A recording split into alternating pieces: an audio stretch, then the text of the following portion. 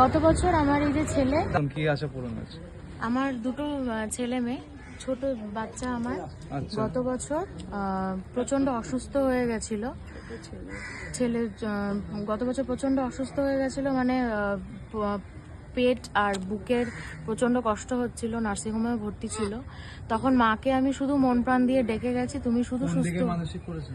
হ্যাঁ, মাকে শুধু মানে ফোনে ছবি দেখেই মাকে বলে গেছি মন প্রাণ দিয়ে যে মা তুমি ওকে সুস্থ করে বাড়ি নিয়ে আসো, পরের বছর আমি যখনই কলকাতায় যাব আমি তখনই তোমায় শাড়ি দিয়ে পুজো দেবো।